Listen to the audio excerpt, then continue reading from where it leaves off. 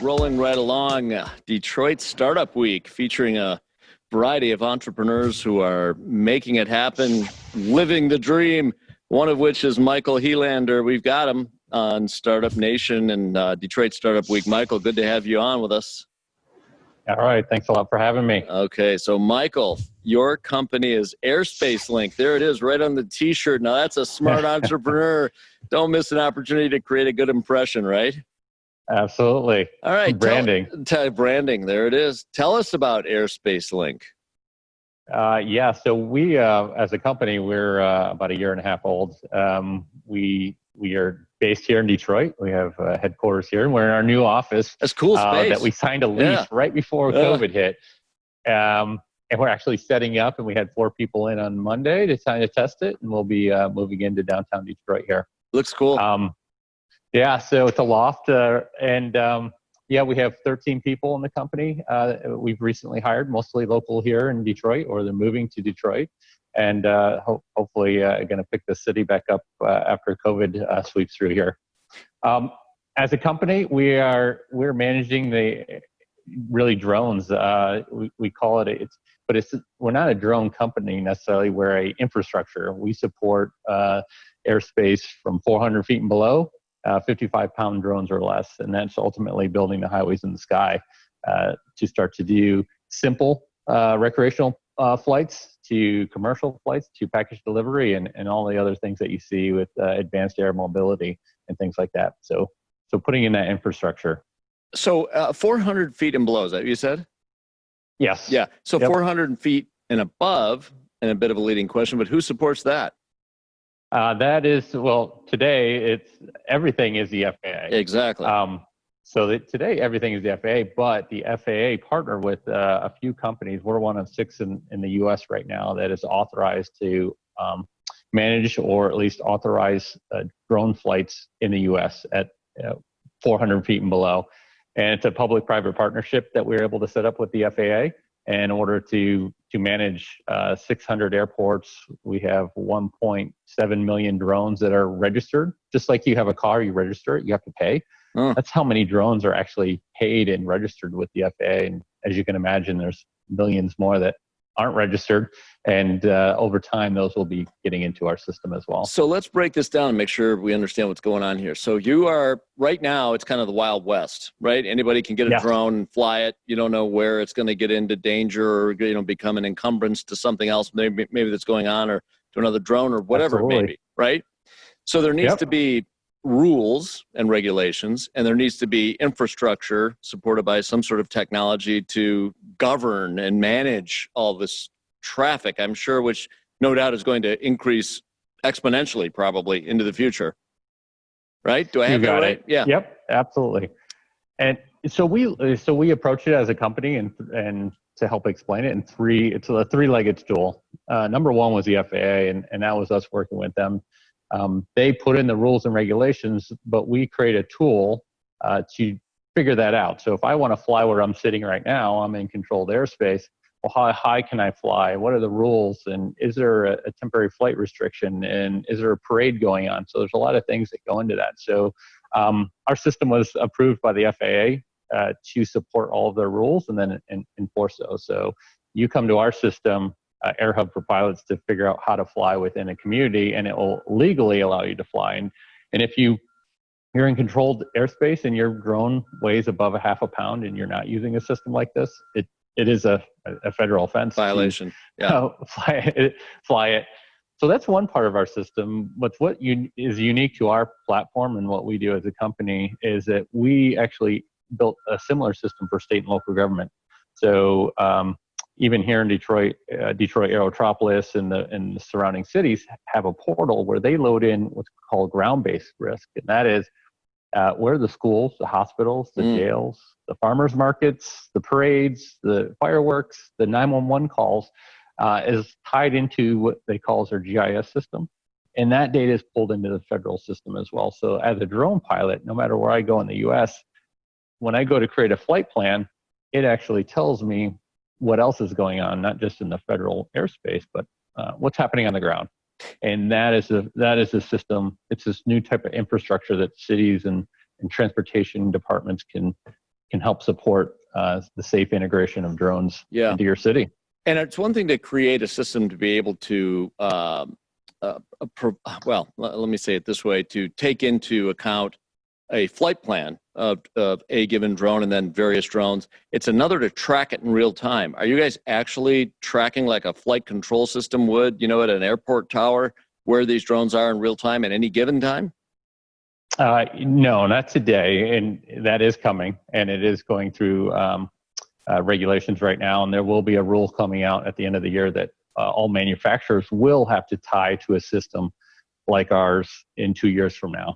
And so today we're building out the roads. We'll call them the highways in the sky, right? The rules and the regulations, and then the authorization process to go flight. And then it's up to the pilot to go follow those rules.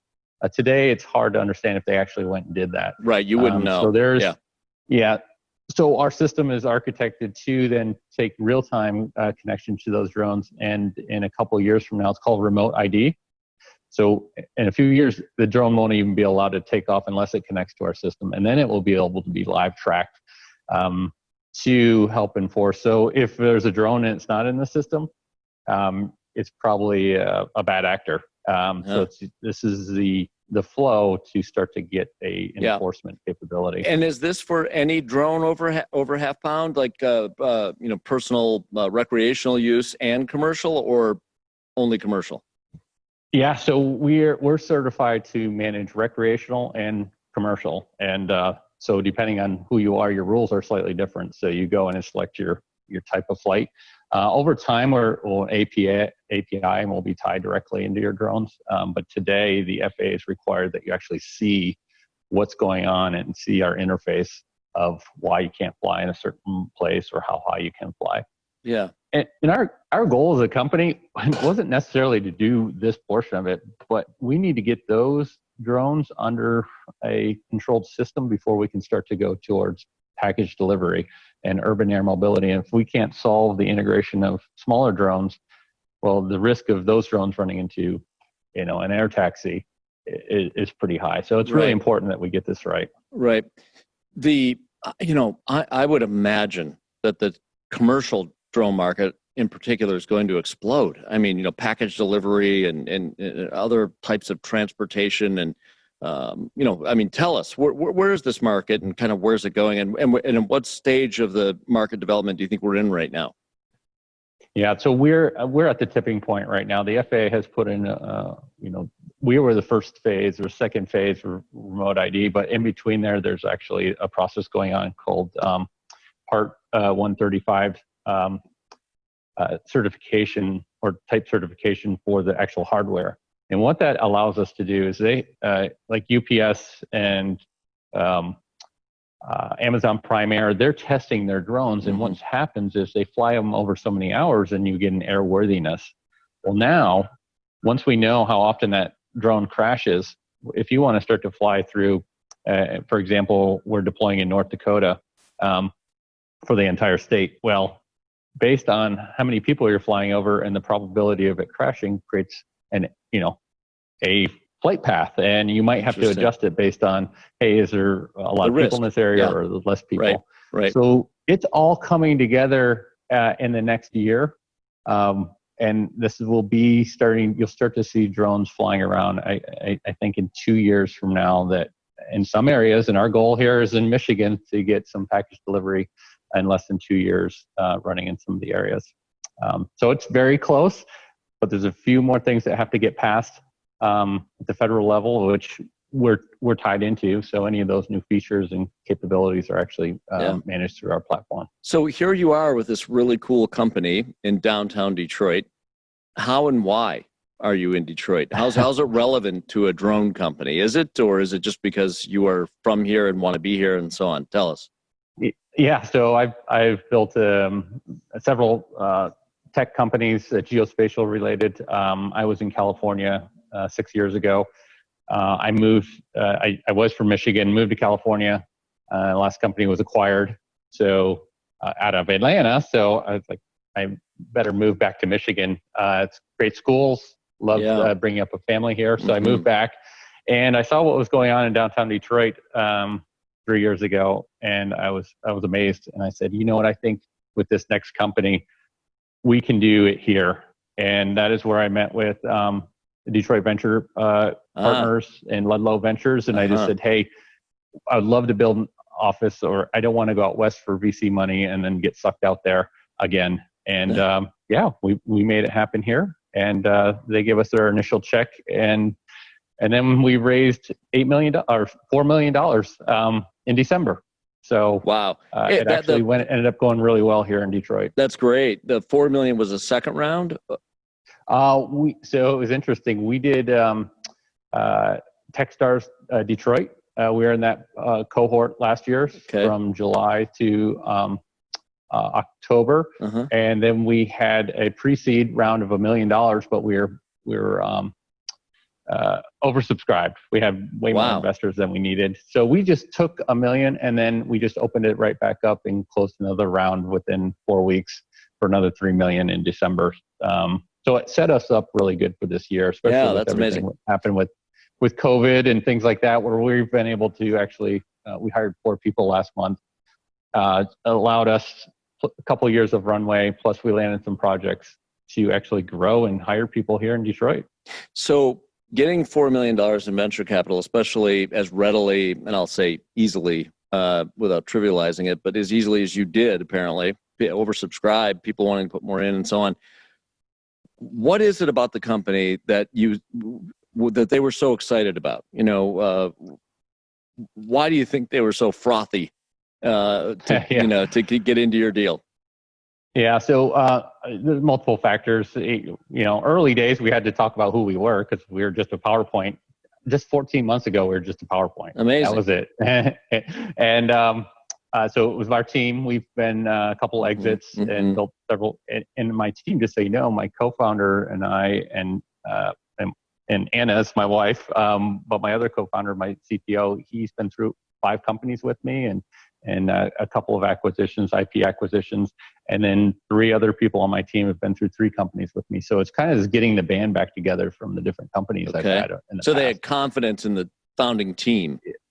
Yeah, that was the first part. And then the second was building a moat. We didn't expect to get, in some cases, that FAA approval because we were a small company, and we spent 8 months working on it before we got our second check. So that was a big one, is being FAA approved and just being one of a few companies. And then our approach was very different than anyone else in the market, where we come from building state and local government asset management systems, where a lot of the companies that are dealing in the drone industry come from an aviation industry, and they don't know how to communicate or interact with local governments.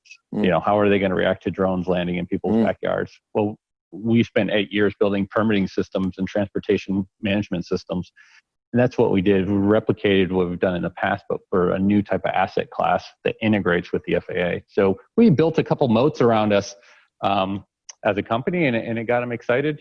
And it was very different than investing in just a hardware drone company or someone that just creates drone imagery software. We're an infrastructure company, and we just approached it very differently. One of 6 licensed by the FAA, right? To authorize to the public. Okay. So there's a few others, but they do it for internal use. You can go to the FAA website, log into our SaaS application, and start flying legally here in the U.S. Wow, that's really cool. What is the revenue model for the business? So it's 2 parts. First part today, where we've been deploying, is we sell a SaaS license to state and local governments. So just like an asset management system, it's usually based on population density and number of users managing the system. So they have a tool to upload their schools and manage that data. The second part, and most exciting, and actually exciting for state and local governments with everything that's going on, is it is a bit of a toll road. So today we want it to be free for recreational pilots, commercial type 107 pilots. We want them using it. We don't want to keep them from not using it because they have to pay. So it is free to residents and things like that. But where a fee will start to come into play is today it will run about $250,000 to $1 million and even 6 months to get an approval for beyond visual line of sight flights. So think of a package delivery. even if it's a 5-pound delivery. It's very tough to get that. Well, we're going to take that, hopefully, with the projects that we're doing in North Dakota and Ontario, California, and here in Detroit, Aerotropolis, down to hopefully seconds, maybe a day or two, ultimately to be able to do that and pay like a toll road to take that flight. And that will go towards the city or the state, almost like tax revenue. And that's our second revenue, is the transactional model. That's a hockey stick as more drones come onto the network and start using the system. Really cool. So pay for itself. So let me pick a number. 10 years from now, what do the skies around Detroit look like? What's happening out there? Well, I'd say 5 years, but 10 years from now, right. you will have... I made it 10 because we wanted to be dramatic. So, really paint the picture for us 10 years. I mean, like 5, 10, you pick it. You will have you'll have what we call, it used to be called urban air mobility, advanced air mobility, which would be your air taxi from Ann Arbor to the airport or to certain hubs throughout the state or Southeast Michigan, where you can actually take in Uber Elevate, or if Ford gets into the business. So 5 to 10 years from now, I'll have the opportunity to get in a drone and have it take me, say, for example, to the airport. You got it.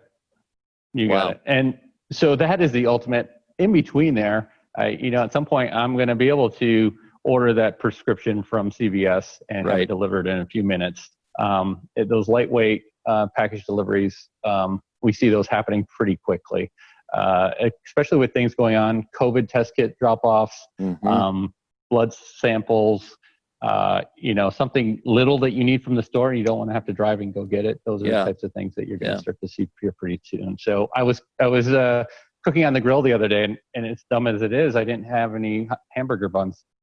And it was a real pain. I had to get in a car, drive for a half hour there and back, where if I had one of our drone services providers using our network within the community, I could have made an order and hopefully had it in 15 minutes and not had to go drive around for it.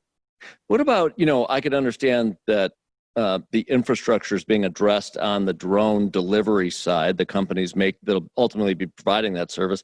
I can see it on the merchants that will be using it.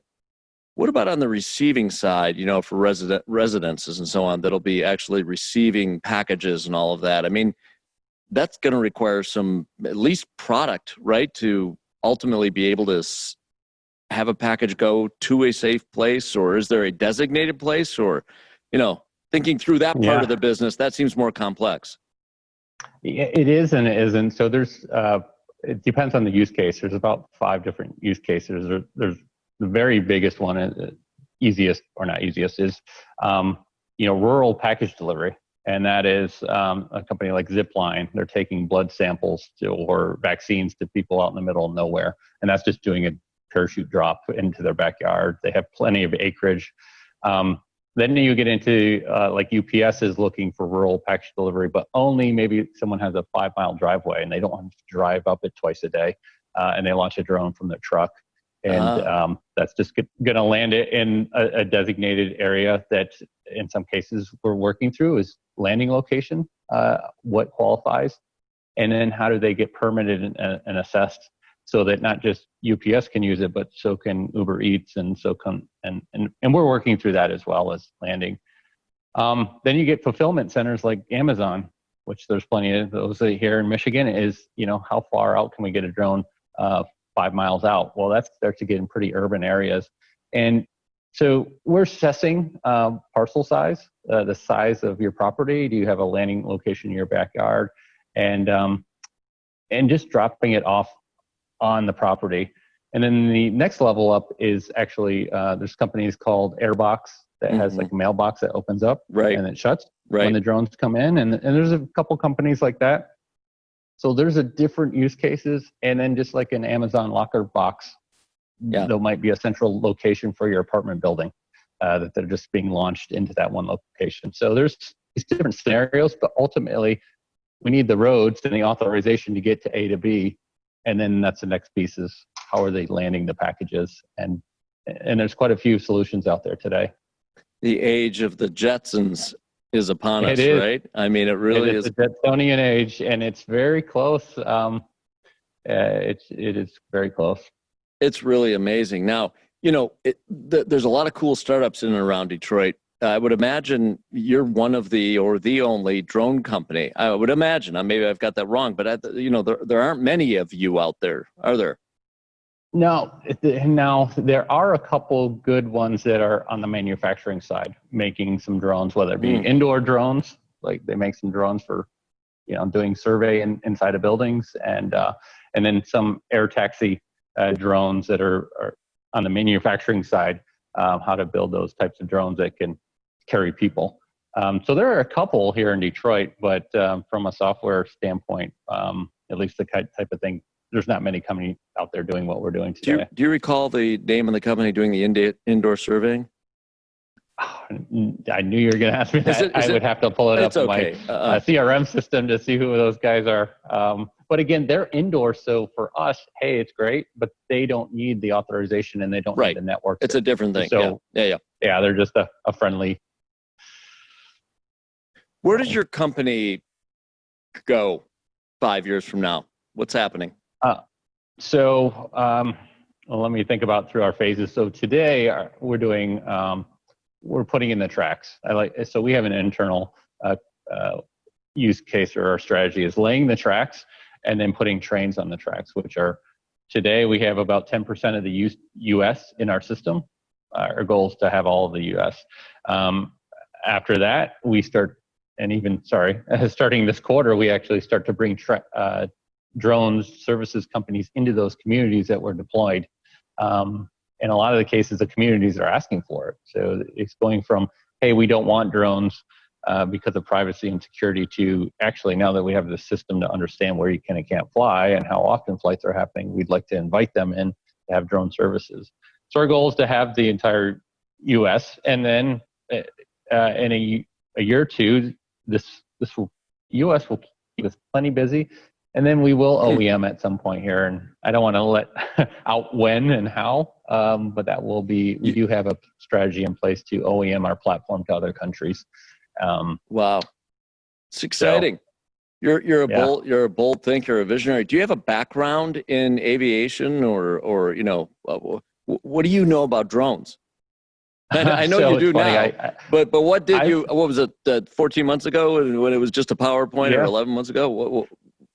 The idea was 4.5 years ago. I was watching the market and researching for 3 or 4 years. So our background, our team is, we were almost like a SWAT team in another company that built companies and products using geospatial technology.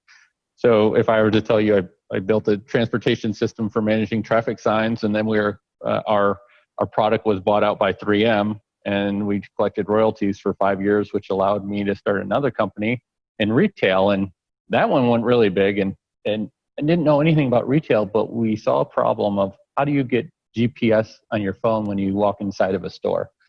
And if any of you have the Target app on your phone, or you go into a Target store, our last company, Geometry, was acquired by the lighting company, Acuity Brands, and now every single light in every single Target store actually communicates with your phone to create indoor GPS. So we go and solve complex spatial problems. So whether it be aviation, we just go study, learn it. I have a pilot license, and then go, this is how we solve it using spatial technology. Wow. And that's what we do. It's really exciting. And you're an exciting entrepreneur. You have a great track record. Really, I mean, here you are doing it. You've done it. You've proven. You're proven, and onto a really exciting opportunity. Obviously, let me ask you on a personal level: do you own a drone? Recreational? Yes, absolutely. Yep, I have a Part 107 too, so I can be hired too. And that is one of the projects we're going to do here in Southeast Michigan. We're going to do test kit delivery. And we actually had a proposal into the state to actually use drones, and going to have a team together to actually do COVID test kit deliveries. But it was hard to mobilize and get set up the way we need to. To end this on a fun note, if one wanted to get a drone for recreational purposes for himself, can't imagine who that would be, or for a 12-year-old kid, what are some cool ones out there to look at? So they have the DJI is probably the biggest drone for a flyer, someone that is learning to fly and is pretty good. But you want the cheapest one they have, but it's it's going to be one of the better ones out there. Okay. My second choice, which depends, is Skydio. Skydio I love because you don't have to fly it as well. It will not run into anything. Wow. It will follow you. It will chase you. You can ride your bike and it will go around trees, and it has amazing radar. But you're getting into the $1,000 range for that. But you can't, it's very hard to crash it. Really cool. Well, you're an exciting guy. Your company's exciting. I know this is going to be a good story. You can smell it. You're on to something big. That's for sure. I appreciate it. So, thank you. Yeah. Thank you, Michael. Thanks for sharing your story. And we wish you all the best here in Detroit. You're going to make us look good. I know that for sure. That's my goal. Okay, great. Thank you. Thanks for being on. And that's a wrap.